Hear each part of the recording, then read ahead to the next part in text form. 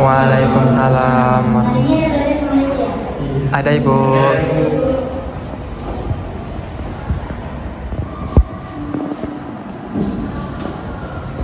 Baik. Assalamualaikum warahmatullahi wabarakatuh. Waalaikumsalam warahmatullahi wabarakatuh. Apa kabar semuanya? Baik ibu. Oke, udah siang ya, udah lelah ya? Ibu. Jadi, apakah kalian siap belajar dengan ibu hari ini? Siap. Siap, udah siap, harus siap ya? Jadi, sebelum ibu mulai pelajaran hari ini, ada baiknya kita berdoa terlebih dahulu. Tolong ketua kelas bikin doa. Saudara Yasa, tolong. Bikin doa. Masuk pelajaran. Hari ini mereka berdoa dimulai. Bismillahirrahmanirrahim. Rabbi yassir li amri wahlul 'uqdatam min lisani yafqahu qawli. Amin. Baik, sebelum ibu memasuki pelajaran hari ini, ibu resepsi dulu ya. Apakah ada yang tidak hadir hari ini? Ada di sini. Ada semua ibu. Ada semua ya. Ada Andi. Oh, Andi yang kenapa tidak hadir? Sakit. Jadi, semoga cepat sembuh ya, sudah ini. Nah, jadi hari ini ibu akan membahas materi tentang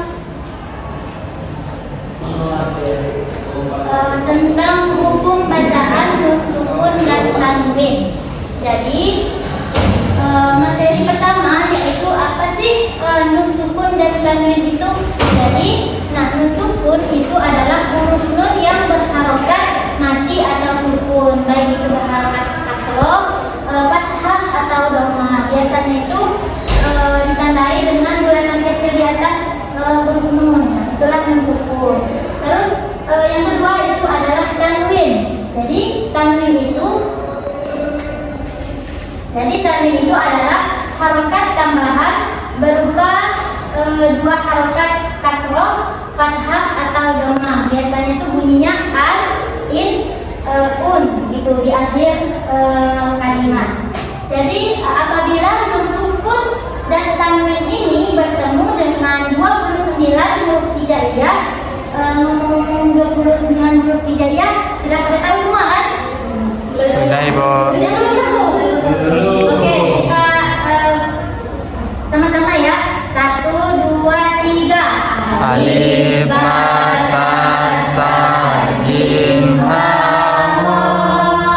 dal zal ra zai shin sin shad dal ta za ain rin fa qaf kaf lam mim nun waw ha lam alif hamzah ya.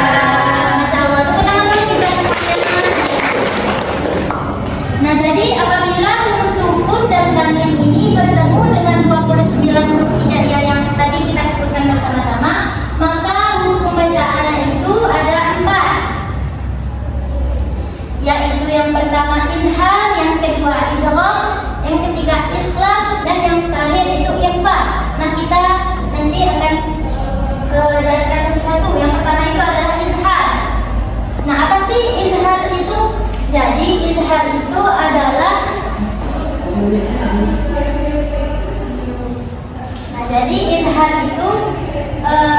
adalah terang, jelas dan tampak. Jadi ketika melafalkan nun sukun atau tanwin itu bisa dibaca jelas. Kapan bisa dibaca jelasnya? Yaitu ketika bertemu dengan huruf izhar yang jumlahnya itu ada 6, yaitu hamzah, ha, kha, ain, dan ghin.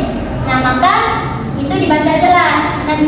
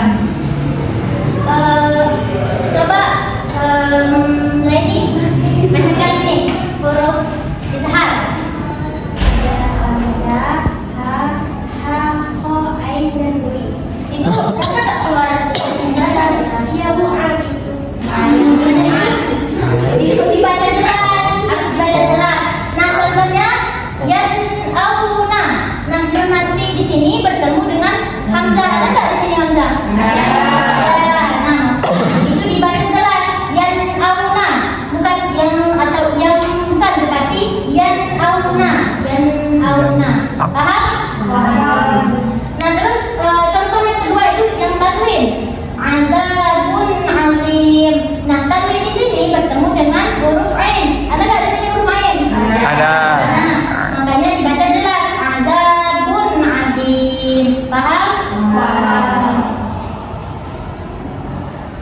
Nah, selanjutnya yaitu ada idgham. Idgham itu artinya memasukkan, yaitu memasukkan nun mati atau tanwin pada huruf-huruf idgham dan seakan-akan kedua huruf itu menjadi satu. Nah, idgham ini ada dua macam. Yang pertama itu ada idgham bi gunnah, yang kedua itu ada idgham bila gunnah. Nah, yang pertama itu ada idgham bi gunnah atau dengung. Apabila nun mati atau tanwin bertemu dengan 4 huruf yang ada di sini, maka itu dibaca idgham bi gunnah, yaitu ya, nun, mim dan waw. Contohnya itu adalah may yaqulu. Nah, kenapa dibaca may yaqulu? Karena di sini nunnya itu tidak dibaca atau tidak dijelas gitu, tetapi dengung. Jadinya maka may yaqulu, bukan man yaqulu, bukan jelas gitu. Selanjutnya ada idgham bila gunnah. Tadi kan ada yang dengung, sekarang tanpa dengung. Hurufnya itu ada dua, lam dan ra. Contohnya itu mir rabbikum. Kenapa dibaca mir rabbikum? Karena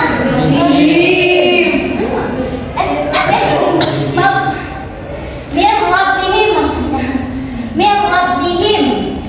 Kenapa dibaca mir rabbihim? Karena di sini nunnya dibaca idgham, tidak jelas, tidak kelihatan gitu. Setelahnya huruf ra itu tidak ada gunanya atau tidak ada dengungnya. Jadinya mir rabbihim, bukan mir rabbihim, bukan, tetapi mir rabbihim begitu.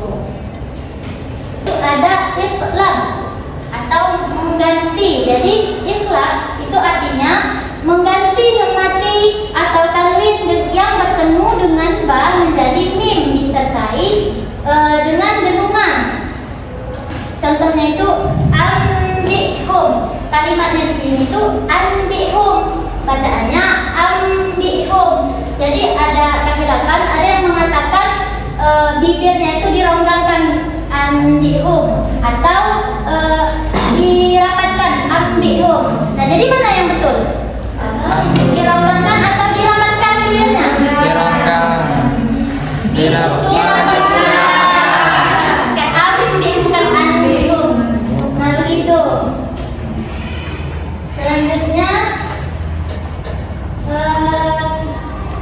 ikhfa, yaitu samar dan mendengung. Jadi nun mati atau tanwin dibaca ikhfa apabila bertemu dengan salah satu huruf ikhfa. Huruf ikhfa ini ada 15. Ayo sebut sama-sama. 1, 2, 3. Ta, ja, o, sha,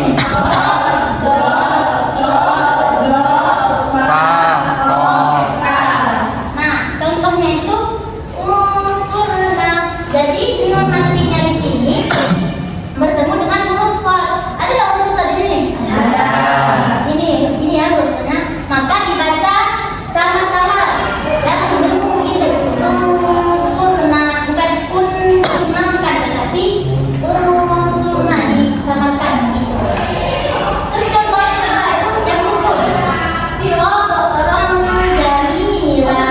Nah, tanwin di sini itu bertemu dengan huruf ja. Ada nggak di sini huruf jim? Ada. Ya, huruf jim. Maka dibaca ikhfa sama dengung. Baik, mungkin itu saja materi dari Ibu. Ibu ada permainan game soal. Sebelum Ibu memilih orang ini, ada game terlebih dahulu ya. Kata kuncinya itu Ibu bilang.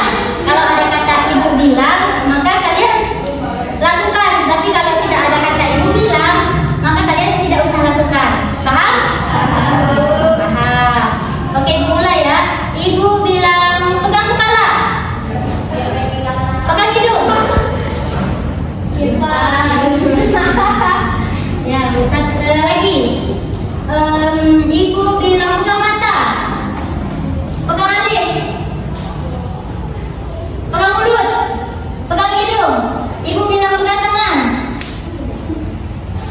pegang tangan, pegang kaki.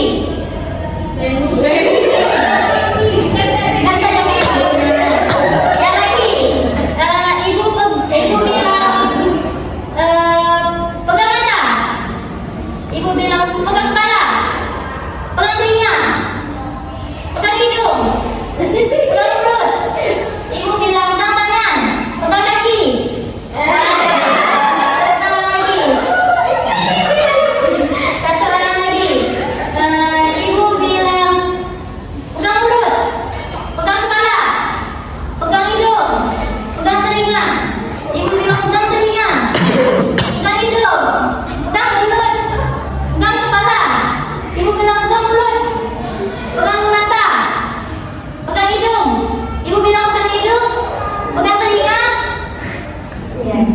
Fokus ya.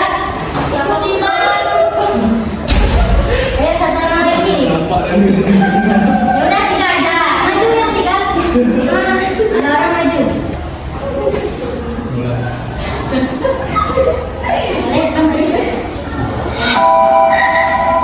Bacaan untuk Wadid. Masuk hukum. Ayo itu ada waktu. 5. Ayo Pan. Ya. Lanjut lagi. Ya lanjut. Jumlah IPA ada berapa? Ada berapa?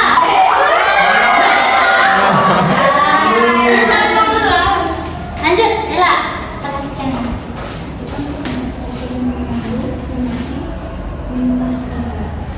Nah, itu hukumnya apa? Tadi udah dijelaskan. Ayo.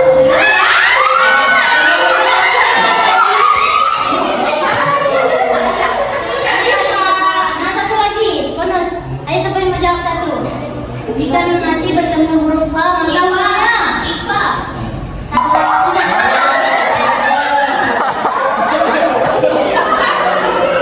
Satu lagi.